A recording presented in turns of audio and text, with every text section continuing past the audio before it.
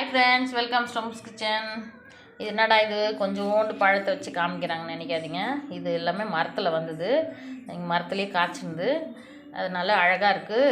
சாமிக்கு சரி ஃபஸ்ட்டு பழுத்த பழம் சாமிக்கு வைக்கலாம் அப்படின்னு சொல்லிட்டு இந்த 3 மட்டும் பறிச்சிட்டேன்.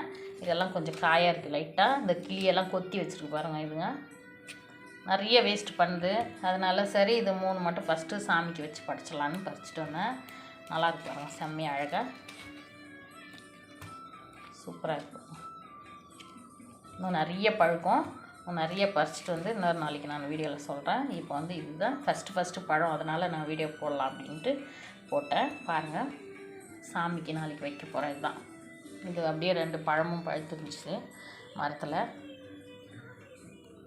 நாளைக்கு வெள்ளிக்கிழமையிலையா நெய்வேத்தியம் பண்ணலாம் அப்படின்ட்டு எல்லாம் ரெடி பண்ணி வச்சாச்சு.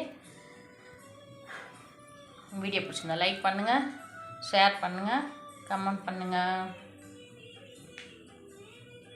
Thank you.